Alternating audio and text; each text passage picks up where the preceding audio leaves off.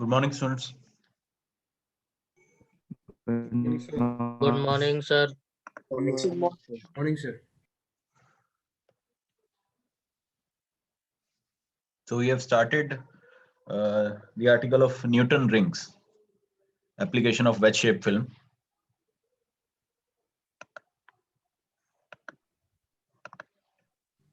So Newton ring के starting से पढ़ा रहे हैं ना आज?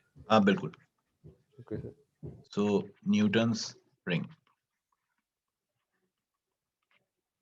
So we have discussed that we need a combination of plano-convex lens.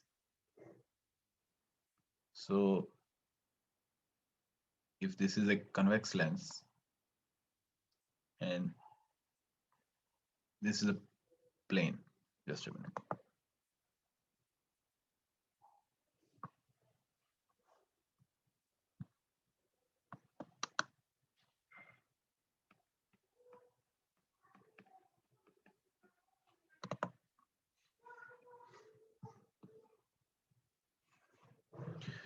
So we have a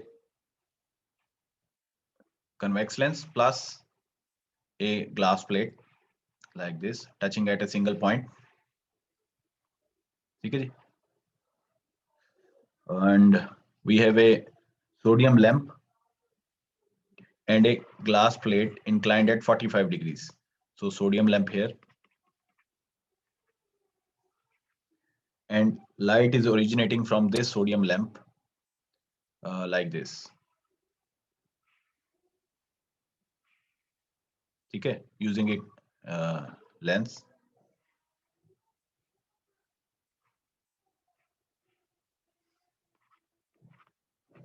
And with this inclined glass, light is hitting this way.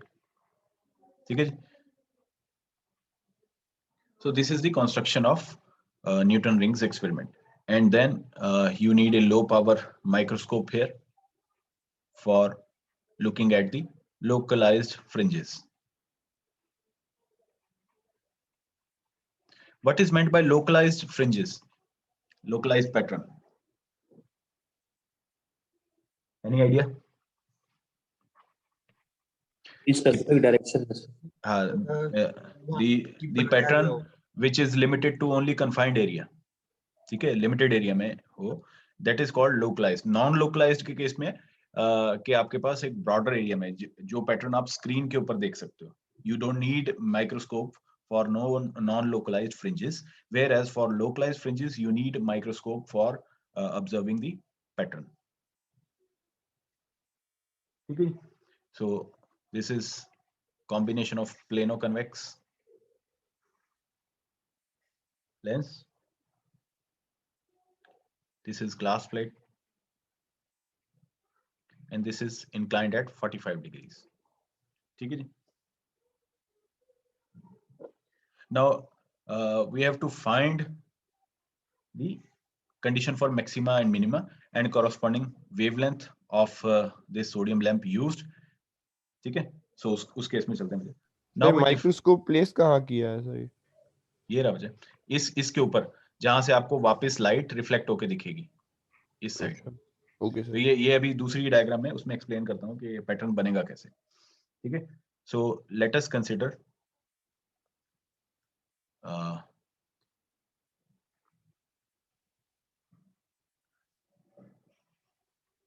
this convex lens and a glass plate touching at this point.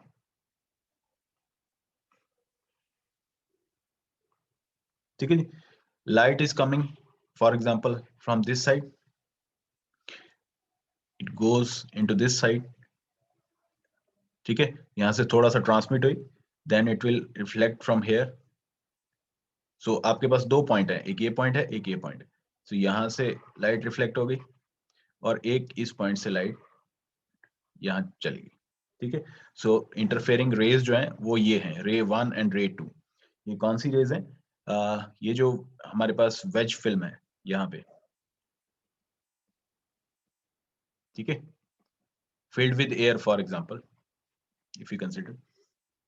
So interfering कहाँ से, interfering waves जो हैं वो कहाँ से generate हो रही हैं?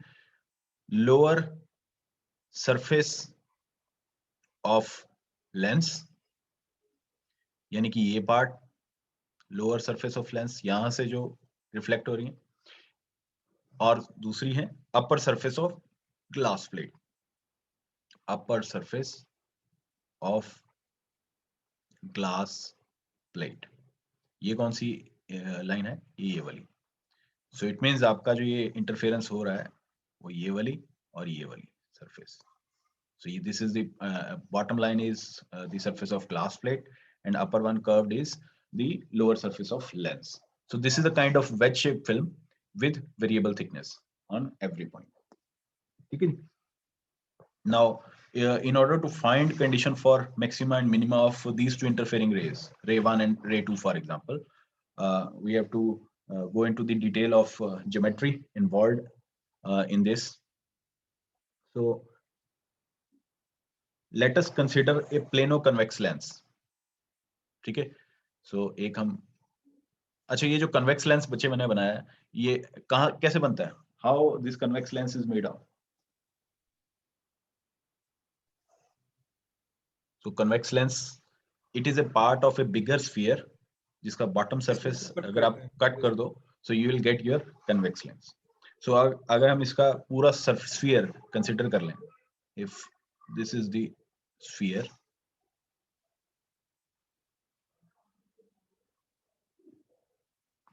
ठीक है जी। Let us, if this is the sphere, ठीक है, and this part is my convex lens, bottom part.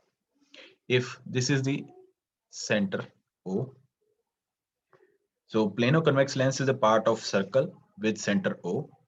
Radius of this circle is say capital R. ठीक है, R is the radius of curvature. ठीक है, and if we consider any point Q, for example, if this is the point Q on the convex lens, ठीक है, point of contact को अगर मैं n लिख दूं, पॉइंट ऑफ, यहाँ ग्लास प्लेट बनानी हो जाए, so it is touching only at the single point. ये डिस्कस करते हैं कि ये सिंगल पॉइंट पे ही क्यों टच होना चाहिए। So if this is this point, ठीक है, then Q is the point of reflection on this convex lens. Say this is the point Q. For the interfering rays 1, 1 और 2 जो हमने लिखी थी, let the thickness of air film at Q is, यहाँ जो ये थिकनेस है ये वाली, let this be T, variable thickness है ना, with separation it changes, and R is the radius of ring. So अगर मैं यहाँ पे Q के ऊपर, Q पॉइंट से इस स्फीयर के ऊपर एक रिंग बना दूं आउटर सरफेस पे इसकी, ठीक है, इसका रेडियस मैं बोल दूं कि ये स्मॉल r है, ठीक है जी, और इस पॉइंट को मैं m लिख देता हूं। And if I join the point O with Q, कितना डिस्टेंस होगा बच्चे O Q? What is Q? It is capital R, radius of sphere, ठीक है जी। And if R is small r is the radius of ring and its diameter, so small r radius of ring, and if I denote capital D as diameter of ring, ठीक है, these are notation which will use diameter of ring. mn कितना होगा बच्चे? mn distance mn कितना होगा? हम Pythagoras से हम OM की वैल्यू निकाल लेंगे। बच्चे यहाँ से तो क्लियरली दिख रहा है ना, आपने देखो ये पॉइंट Q से परपेंडिकुलर ड्रॉ किया ON पे, तो mn इज इक्वल टू ये जो थिकनेस है Q पॉइंट से जो ग्लास प्लेट की है, ये दोनों पैरेलल है ना, ये देखो अच्छा ये और ये, so directly ये T मिल रही है मुझे, so we have to use whatever is given to us, ठीक है। so also T is equal to ON minus OM, ये भी लिख सकते हैं, ठीक है, वही जैसा आप बोल रहे थे पाइथागोरस थ्योरम लगा के। so ON is equal to, ON is capital R, OM क्या होगा? in triangle OMQ, what is OM? Sir, R under minus root T. of r square minus small r square. R square. ठीक है, so अब मैं इसमें से बचे ये स्क्वायर में से r कॉमन निकाल लेता हूँ, so I'll get 1 minus r square by capital R square, 1 by 2. So can I expand this expression, this square root using binomial theorem? Yes, sir. Under what condition? Sir, R small. So if your small r is very less as compared to capital R, then expanding this expression using binomial theorem. So r minus r becomes now multiplied by 1 minus 1 by 1 minus, है ना, ये होता है ना 1 plus x raised to power n, if n x is very small as compared to 1, so आप क्या लिखते हो 1 plus nx plus n minus 1 divided by 2 factorial x square and so on. अगर ये already 1 से small है, so we'll neglect higher order terms, so it is 1 plus power into this number x, so वही हम यहाँ करते हैं, power है 1 by 2, so 1 by 2 और x है हमारा r square by capital R square, neglecting higher order terms, and if you simplify capital R and capital R, they will cancel each other and you will simply have r square by 2r, ठीक है जी। so Sir? thickness, हाँ जी sir ये आपने ऊपर लिखा ना mod mn equal to d, ये कैसे लिखा है और बता दो। ये अज्यूम किया मुझे, अगर पॉइंट Q इस कन्वेक्स लेंस के ऊपर, ये जो ये मैंने लेंस बनाया ना, इसके ऊपर आप n पॉइंट से लेके इस पॉइंट तक कोई भी पॉइंट कंसीडर कर लो and assume that its thickness is T, ठीक है। अब क्योंकि आपको अगर मैक्सिमम और मिनिमम की कंडीशन निकालनी है, आपका फार्मूला है फॉर एग्जांपल डार्क के लिए है 2 mu t cos r is equal to n lambda, सो आपको T थिकनेस चाहिए, so in order to find thickness आपने कोई पॉइंट Q ले लिया, उसके ऊपर से परपेंडिकुलर ड्रॉ कर दिया ON पे, ठीक है। सो अगर मैं इसको Q प्राइम लिख दूं, so Q prime is equal to MN, ठीक है, दोनों एक तो ग्लास स्लैब के ऊपर से निकल रहे हैं और आप यहाँ से परपेंडिकुलर ड्रॉ कर रहे हो, सो ये दोनों थिकनेस बराबर है। Q प्राइम को आपने माना हुआ है कि ये T के बराबर है, सो MN भी T के बराबर ही होगा, सो वही लिखा हुआ है, ठीक है जी। So if I write this expression in terms of diameter, so small r is equal to capital D by 2, 2 times होता है ना, so it becomes thickness becomes d square by 8r is your thickness. Clear है जी? Now condition for dark. मैं simply condition लिख देता हूँ मुझे दोनों रिफ्लेक्शन के केस में. For dark we have 2 mu sir t. एक मिनट, लास्ट स्लाइड की एक स्क्रीनशॉट ले ले सर. एक ये सर चेंज कर दो. So condition for dark is 2 mu t cos r is equal to n lambda, and for bright is 2 mu t cos r is equal to 2n plus 1 lambda by 2. Clear है जी? अच्छा, ये condition क्यों लिखी भी हमने? अभी हमने observe किया था कि अगर हम थिन फिल्म किसी ग्लास स्लैब के ऊपर लगाएं तो आपका lambda by 2 additional path difference तो नहीं आता. तो इस केस में ऐसा क्यों किया? इस केस में आपके पास इस तरह की सरफेस है, ठीक है. सो आपके इंटरफेरेंस एक इस पॉइंट से जो रिफ्लेक्ट होके आ रही है और इस पॉइंट से जो ये जो इन सरफेसेस से रिफ्लेक्ट होके आ रही है. सो इस केस में दो डेंसर मीडियम नहीं है, ठीक है, या दो रेयरर मीडियम नहीं है. तो इन दोनों में से एक भी कंडीशन होगी तो आपका डार्क और ब्राइट की कंडीशन वही रहेगी, ठीक है. तो for normal incidence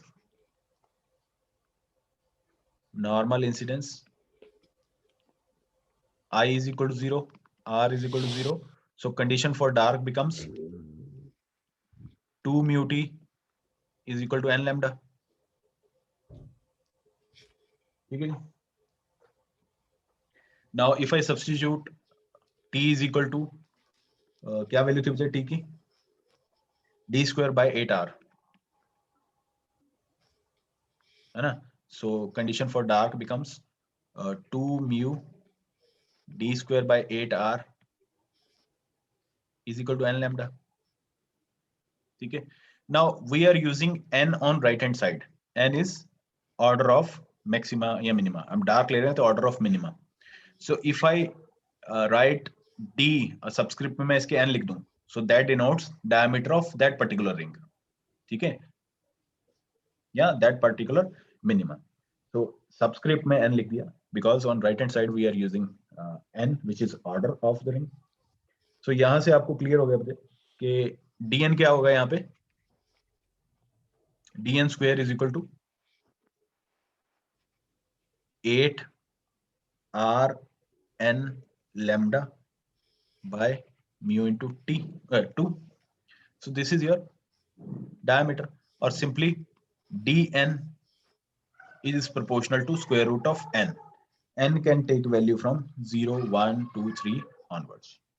So it means for dark, diameter is proportional to square of the natural number.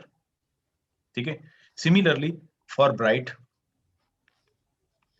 Sir हाँ जी तो बाकी वेरिएबल्स मतलब बाकी कांस्टेंट थे इसलिए आपने सिर्फ n लिखा है. बच्चे बाकी कांस्टेंट है. 8 is constant, radius of curvature is fixed, lambda is wavelength, mu is refractive index. They are fixed for a given experiment. What sir is the dn variable किस लिए लिख रहे हैं सर इधर पे? Because अगर आपके पास for example n is equal to 1 है तो फॉर सिंप्लिसिटी आप इसको डायमीटर को लिख सकते हो d of 1. अगर n is equal to 2 है तो इसके डायमीटर को क्या लिखोगे? d of 2.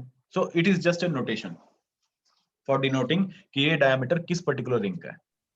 सर तो डायमीटर तो रिंग का सेम ही होगा ना सर, वो क्लास मतलब वो प्लेट का. ये वो रिंग नहीं है बच्चे. दिस रिंग अब यहाँ ये जो आप ये कंसीडर कर रहे हो इस पॉइंट को, ये जो Yes, sir. स्मॉल है बच्चे, आपका ये पॉइंट क्यू फिक्स थोड़ी है. n से लेके इस पॉइंट तक से n प्राइम अगर अच्छा ओके सर, ओके तो यू समझ गया. It is a variable. Sir वो ठीक मतलब है. जनरल रिंग सर हाँ. एज्यूम की थी सर ये. हाँ. सो अगर आपका ये पॉइंट क्यू शिफ्ट हो गया नीचे या ऊपर, सो आपका डायमीटर भी चेंज होगा रिंग का. यस ठीक सर. है.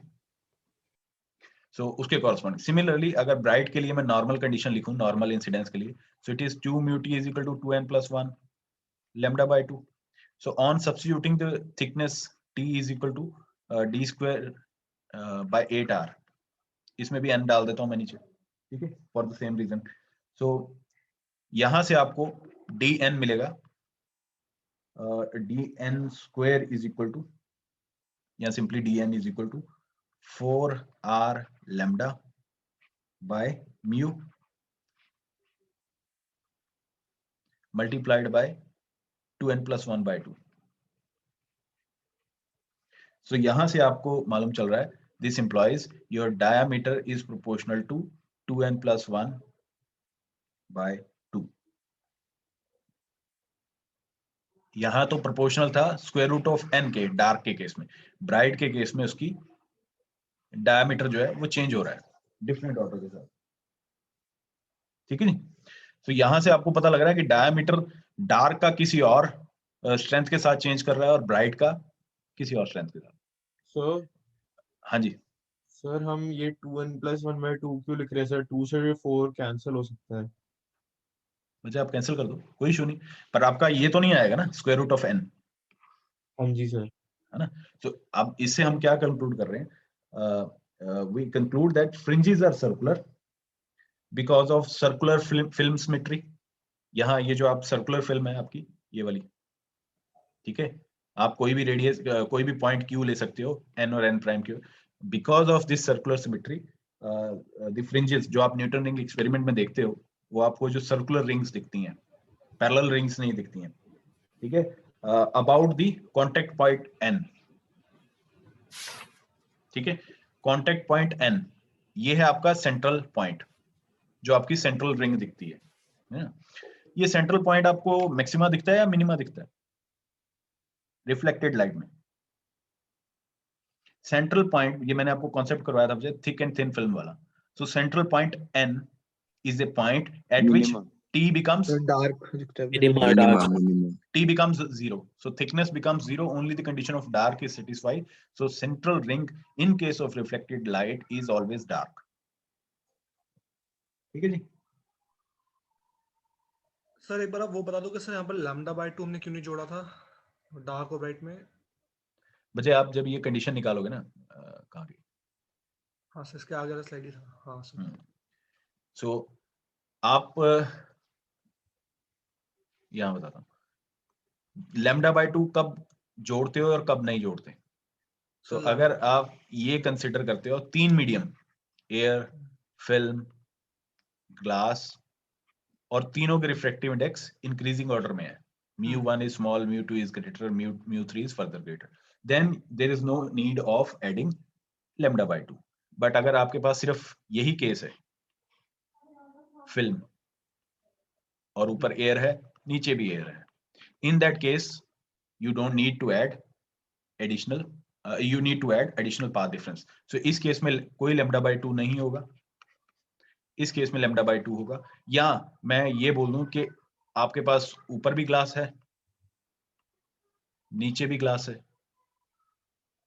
और बीच में एयर है, इस केस में भी ऐसा ही होगा, ठीक है? So it depends, refractive index के ऊपर डिपेंड करेगा, डेंसर और एयर मीडियम वाला, ठीक है जी? सो एक तो ये हमें पता चल गया कि रिंग सर्कुलर है। नेक्स्ट हमारे पास ये है कि n की वैल्यू अगर मैं मान लो 1 पुट करता हूं, ठीक है, n is equal to 1, so d1 उसका आपके पास आ जाएगा डायमीटर, n की वैल्यू 1 पे डायमीटर क्या आएगा ब्राइट के केस में, किसके प्रोपोर्शनल होगा? सो इट इज 3/2, √3/2 है ना, √3/2। So it means rings are of alternate bright and dark with centre dark. So alternate आपको जैसे आप पैटर्न देखते हो न्यूटन रिंग का, सो एक डार्क दिखता है फिर ब्राइट दिखता है फिर डार्क दिखता है, and it keeps on going until general illumination or rings disappear. So rings are locus of equal thickness. So ये वही कॉन्सेप्ट मैंने बताया था कि ये एक पर्टिकुलर थिकनेस T के लिए एक पर्टिकुलर रिंग आ रही है आपके पास, so it is a locus of equal thickness, ठीक है? Diameter of dark ring varies as square root of an integer, ठीक है? And diameter of bright ring varies as square root of 1/2 of odd number. So 1/2 of odd number. So rings are not equally spaced. So जो dark और bright ring है, they are not equally spaced. ठीक है? thickness of bright ring decreases faster as compared to those of dark rings as we go outward from center of the Newton ring. N point से अगर आप distance जितना बाहर की तरफ जाते जाओगे, bright rings are decaying at a faster rate as compared to dark one. Sir एक क्वेश्चन था सर पीछे वाली स्लाइड में इसमें इसकी सर इधर पर सर आर स्क्वायर सर ये half R square upon R square तो क्लियर हो गया सर, यहाँ पे आर स्क्वायर क्यों नहीं है कैपिटल आर में सर? कहाँ पे बेटे? सर ये आपने अच्छा वो कैंसिल आउट हो कैंसिल हो गया ना, आप ब्रैकेट खोलोगे सो आर और ये आर यहाँ से भी मल्टीप्लाई होगा, सो कैपिटल आर से एक पावर कट जाएगी ये वाली। नहीं समझ गया सर, ठीक है अभी देखा वो। हाँ, सो देन वी हैव, अब हमने डायमीटर निकाल लिया ब्राइट और डार्क का। अब using this diameter we can extract the information about wavelength and refractive index. अच्छा, ये अगर मैं सेटअप है, ये जो न्यूटन रिंग सेटअप है, प्लेनो कन्वेक्स लेंस कॉम्बिनेशन मैंने बनाया, यहाँ मैं एयर फिल की हुई है। If I immerse whole of the setup into the material or medium whose refractive index is greater than air, say अगर मैं इसको water में immerse कर दूं, so what will happen to the Newton rings? Diameter पे क्या effect पड़ेगा? Any idea?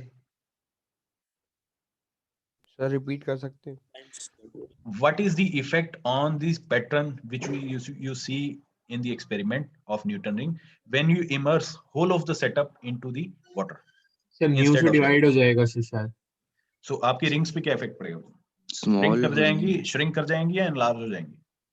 So shrink होगी मेरे ख्याल से। So we have to prove that one as well. Sir depend कर, सर एक चीज जो हो सकती है सर वो ये भी हो सकती है कि जो जहाँ पर डार्क बना था वहां पर ब्राइट बनेगा सर, क्योंकि फिर वो हो जाएगा ना सर, जैसे हम सर जैसे अभी अपने एग्जांपल लिया था सर कि ग्लास एयर और ग्लास के बीच में सर एयर अगर हम डालेंगे तो सर लैम्डा बाय 2 नहीं आएगा। मीडियम नेचर भी चेंज हो सकता है सर लेंस का। मीडियम दो ही रहेंगे, मीडियम दो ही, 3 मीडियम नहीं बन जाएंगे। आपने एयर को हटा के कुछ और मीडियम डाल दिया, ठीक है, वो आपका लैम्डा बाय 2 कैंसिल तब होता जब आपने तीसरा मीडियम डालते, एयर भी प्रेजेंट रहती और एक और मीडियम आप डाल देते, तब आपके पास ग्लास प्लेट भी, ये प्लेनो कन्वेक्स लेंथ रहता, एयर रहता और वाटर रहता। बट अभी क्या आप कर रहे हो, एयर को रिमूव कर रहे हो, वाटर को यूज कर रहे हो। सो इन दैट केस आप क्या हो। अच्छा, एक और क्वेश्चन है बच्चे आपके लिए, ये जो हम न्यूटन रिंग एक्सपेरिमेंट में वेवलेंथ फाइंड करते हैं इन एक्सपेरिमेंट जो लैब में आप करते हो, उसमें तो आप यूज करते हो lambda is equal to dn plus p square minus dn square over 4pr, 2 diameter use करते हो ना? सो यहाँ तो हमारे पास ये देखो, एक ये फार्मूला है डार्क के कंडीशन से आ गया और एक ये ब्राइट वाली कंडीशन से आ गया। दोनों में से कोई भी फार्मूला यूज कर लो, कैपिटल आर तो दोनों में ही है, तो किसी से भी निकाल लो डायमीटर। सो 2 डायमीटर को सब्ट्रैक्ट क्यों करते हैं? What is the reason of subtracting 2 diameters if we can use only a single diameter in order to calculate the capital R or the wavelength? Sir हाँ जी सर अभी हमारा लैब में हुआ नहीं। मुझे, मैं तो सिंपल ये देखो, मैं लैब वाला फार्मूला ले देता हूँ आपको। Lambda is equal to dn plus p square minus dn square over 4pr। This formula is used in the lab for calculating the wavelength. आपका वेवलेंथ तो यहाँ भी है, इसको simply lambda is equal to इस टर्म में लिख लो, बाकी सब चीजों को लेफ्ट हैंड साइड पे ले जाओ। यू कैन सिंपली, बाकी चीजें तो कांस्टेंट ही है ना, कैपिटल आर, एन, म्यू और dn आपने फाइंड कर लिया न्यूटन के एक्सपेरिमेंट से, सो आप सिंपली लैम्डा फाइंड कर सकते हो। So what is the reason of subtracting 2 different diameters?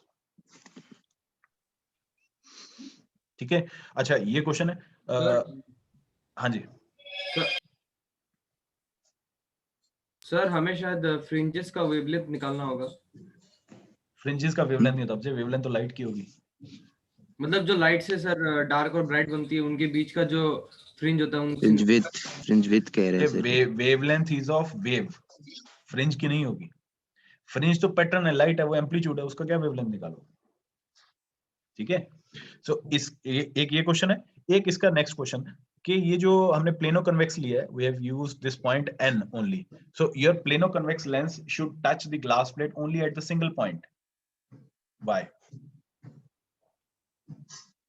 या जब आप एक्सपेरिमेंट करोगे, अभी तो शायद आपने सर हमेशा 1 पॉइंट पे तो होगा सर, मल्टीपल पॉइंट पे होगा कैसे touch? If dust particles are there, dust is there, then it may touch at multiple points. So in that case जैसे आप जब फिजिकली लैब में आते हैं तो आपको दिखाते हैं बच्चे उसमें कि प्लेनो कन्वेक्स लेंस जो कॉम्बिनेशन उसको पहले साफ किया जाता है, डस्ट रिमूव की जाती है, then you get a better pattern, जो कंट्रास्ट है वो बेटर आता है पैटर्न का अगर डस्ट रिमूव कर दें तो। विद डस्ट आपका जो स्क्रीन पे जो पैटर्न बनता है वो ब्लर्ड इमेज का बनता है, ठीक है। So it should touch only at single point. So अब ये हम डिटेल में इसका देखते हैं एप्लीकेशन में 3 क्वेश्चंस के आंसर के। सो एप्लीकेशन में है कि एक तो हमने वेवलेंथ फाइंड करनी है, then we have to find refractive index as well, ठीक है जी। सो dn स्क्वायर ये था हमारे पास, डायमीटर ऑफ nth रिंग ये हमने निकाला था 8r n lambda by 2 mu, ठीक है। सो स्क्वायर रूट कर देता हूं अगर स्क्वायर हटाना है तो। सिमिलरली ये डायमीटर ऑफ nth रिंग है, diameter of n plus pth ring, so p order जो है और ऐड कर दिए मैंने, तो उसका डायमीटर क्या होगा, dn plus p is equal to 8r n की जगह n plus p lambda by 2 mu, ठीक है जी।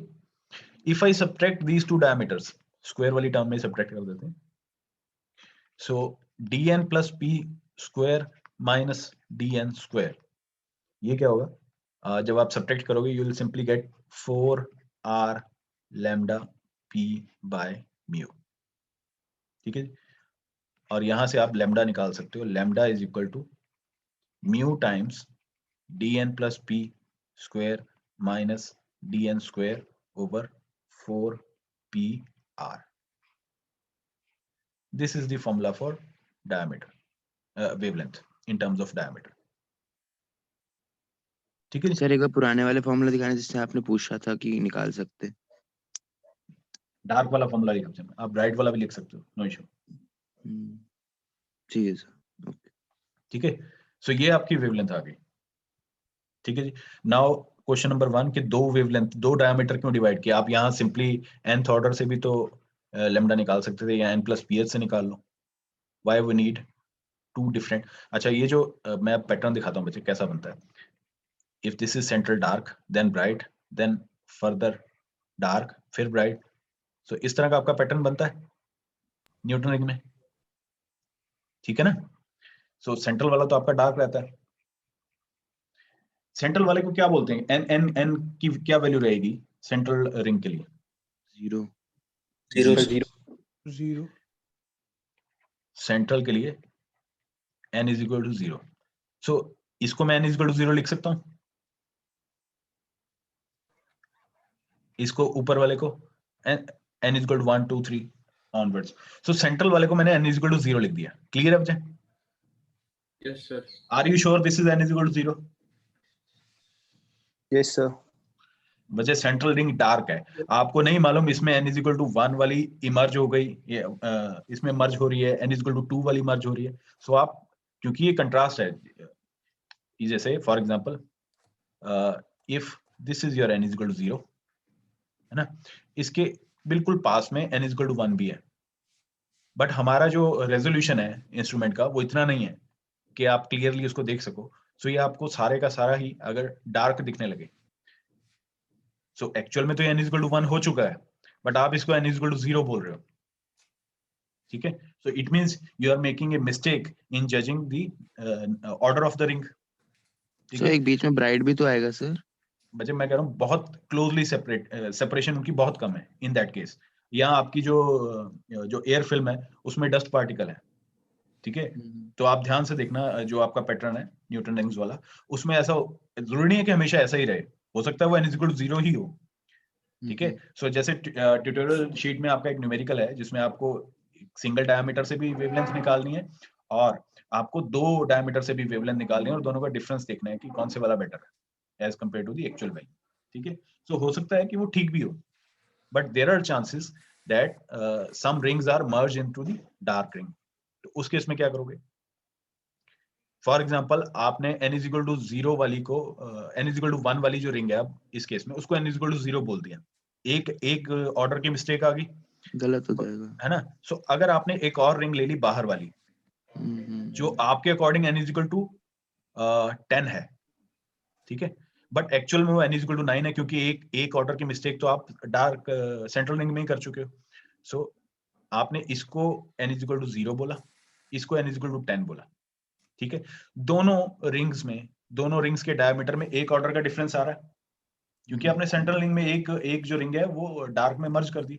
बट अगर मैं दो डायमीटर को सब्ट्रैक्ट कर दूंगा तो जो मेरी तो कॉमन निकल गया, एरर है कैंसिल वो हो जाएगा। सब्ट्रैक्ट हो जाएगी, ठीक है। Hmm, so that is why we are using two different diameters यहाँ पे in order to subtract the error occurred because of the calculation of order of the ring, dark ring, central ring, ठीक है जी। सो अच्छा, अब यहां से ठीक है, एक यहां देखना मुझे, nth रिंग का आपने डायमीटर उठाया, so diameter is inversely proportional to 1 over square root of mu. So जो मेरा सेकंड क्वेश्चन था कि अगर मैं सेटअप को वाटर में इमर्स करूं तो रिंग्स पे क्या इफेक्ट पड़ेगा। It is clear from this expression that diameter is inversely proportional to mu. If mu will increase, diameter will reduce. Please. So the pattern will shrink. ठीक है। So अगर आपने एयर के with respect to refractive index, कोई भी material जिसका refractive index air के with respect to ज्यादा है, अगर आपने वो फिल किया वेज शेप फिल्म के अंदर, then your pattern will shrink, ठीक है जी। अच्छा, ये P क्या है? P की वैल्यू, ये जो तो P P है, की तो कोई भी हो सकती है ना, 1 2 3 4। सो ये जैसे फॉर एग्जांपल अगर ये n इक्वल टू 0 है, आपने दो रिंग ली, एक सेंट्रल रिंग ले ली या n इक्वल टू 2 वाली ले ली फॉर एग्जांपल, और यहाँ एक और ले ली आपने n इक्वल टू 10 वाली। सो इफ यहाँ पे अब दो डायमीटर लिया, n प्लस p आपका 10 है और n छोटे वाला डायमीटर है वो 2 है। सो p क्या हो गया? 8। सो p इज 8 ऑर्डर का डिफरेंस वाला डायमीटर आपने उठाया है। आप कोई भी दो कॉम्बिनेशन उठा सकते हो किसी भी ऑर्डर के, in order to find their diameter and hence the wavelength. So if you are using the sodium lamp, lambda should be always 5896 Armstrong. So इसके विद रिस्पेक्ट टू आप चेक कर सकते हो कि आपका आंसर कितना एक्यूरेट है या नहीं है, ठीक है जी। Yes sir. So, Bacha, this is all about your topic of interference. So, in this topic, we have started with the concept of interference. Then we have discussed about Stokes law, change of phase, कि phase कब आता है कब नहीं आता। Denser medium से अगर reflect होगा तो phase आएगा, और अगर नहीं तो नहीं आएगा। Then we have discussed about the thin films. There are two categories of thin films. Firstly, we are discussing the interference because of only by division of amplitude, not by the wavefront. ठीक है। So इस unit में हमने by division of amplitude discuss किया interference में। The two kind of films in case of thin film is parallel film and wedge shape film, ठीक है जी। सो पैरेलल फिल्म में हमने ब्राइट एंड डार्क की कंडीशन निकाली for reflected light as well as transmitted light. So हमने ये देखा कि जो जैसे फिल्म का नेगेटिव होता है, अगर ऊपर वाली साइड पॉजिटिव ब्राइट दिख रही है तो उसके बॉटम वाली डार्क दिखेगी। So same is the case with the reflected and transmitted condition for parallel thin film, ठीक है। एक के केस में अगर डार्क की कंडीशन सेटिस्फाई हो रही है, वही कंडीशन ट्रांसमिटेड के केस में ब्राइट वाली बन जाती है।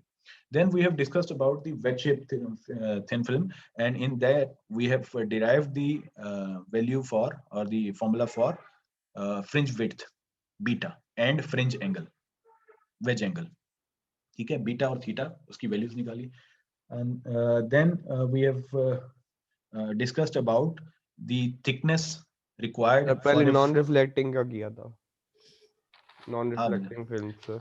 हाँ, नॉन बजे पहले पैरेलल थिन फिल्म, ऑर्डर कुछ भी हो सकता है। मैं आर्टिकल्स आपको बता रहा हूँ कि क्या क्या आर्टिकल हमने की।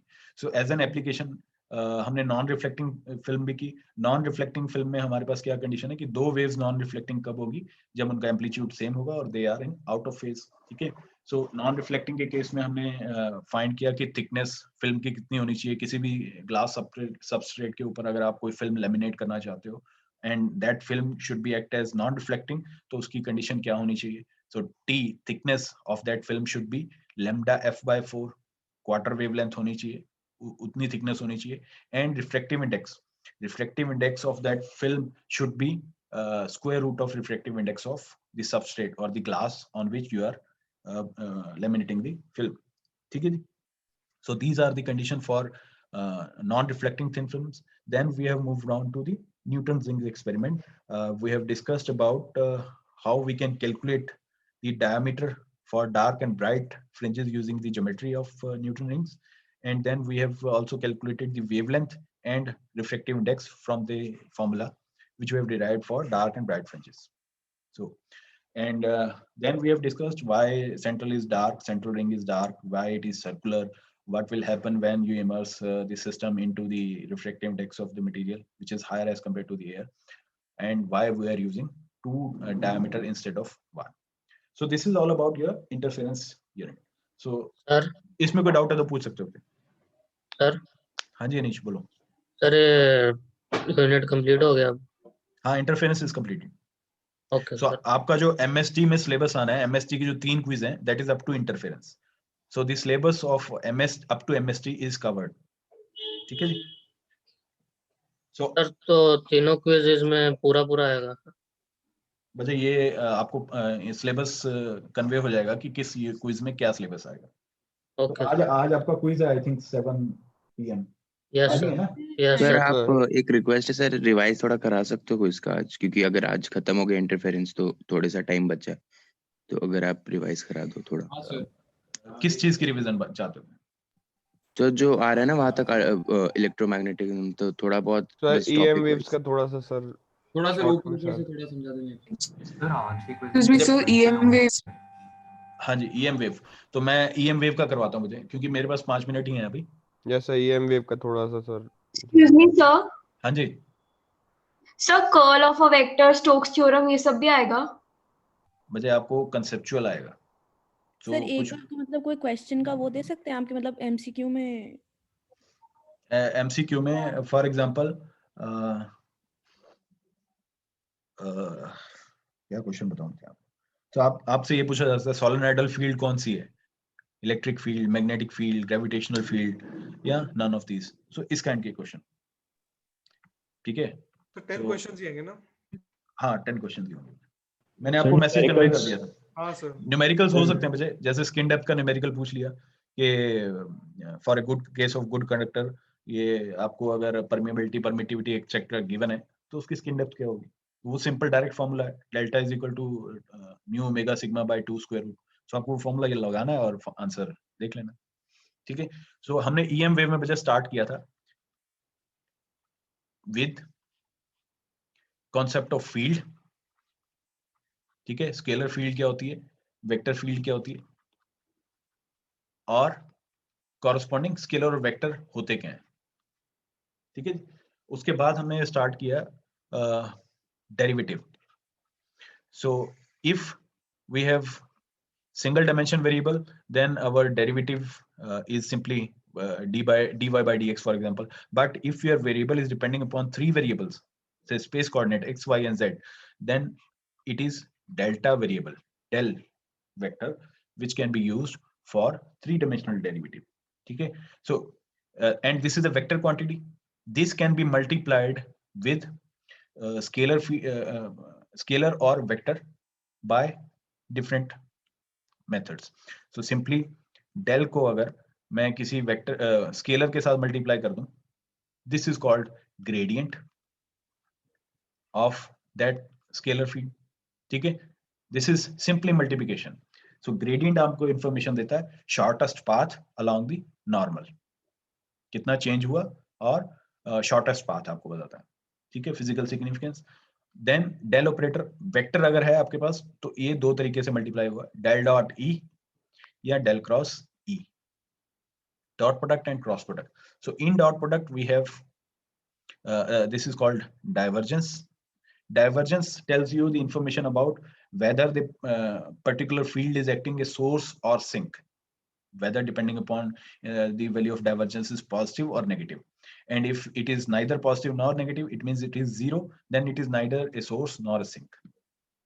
ठीक है जी. Del cross E is curl of a vector field.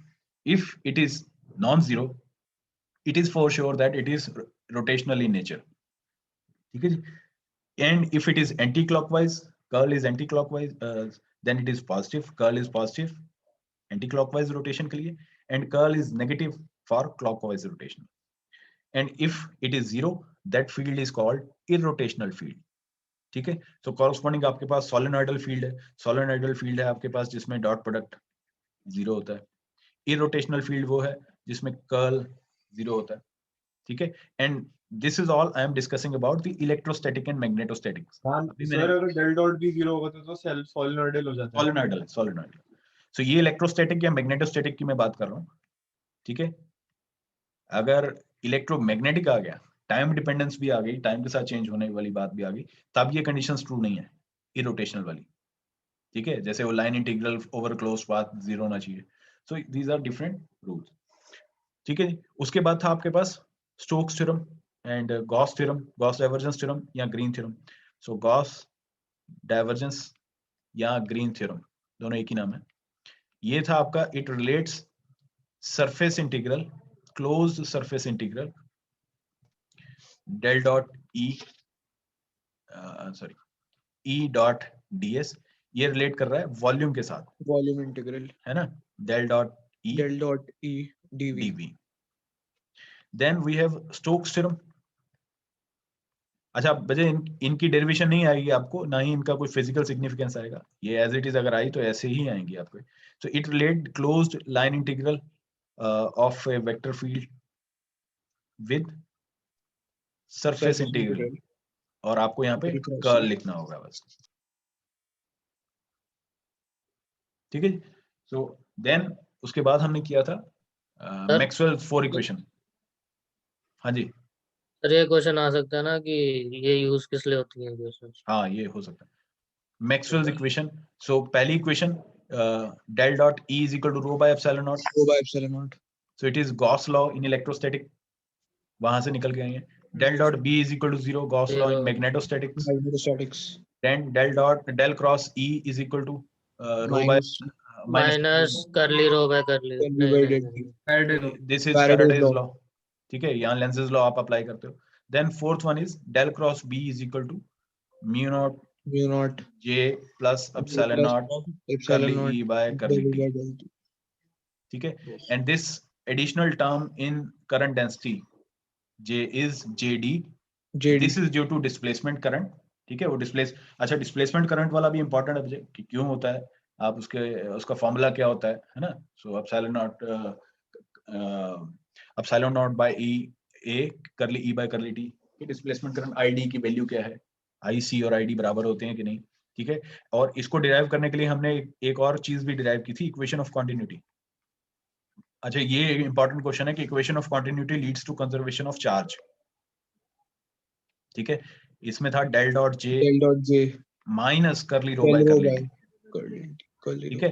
So it is because of conservation of, it leads to conservation of charge. ठीक है. एक पर्टिकुलर वॉल्यूम में से, वॉल्यूम एलिमेंट में से चार्ज बाहर जा रहा है तभी करंट फ्लो कर रहा है. That is why we have used the negative sign here, because charge is flowing outside the surface. So conservation of charge. ठीक है. Then we have applied these Maxwell's equation onto free space. So application of Maxwell's equation, EM wave in free space and conducting media. ठीक है. So I think time is over, Vijay. Sir ये जो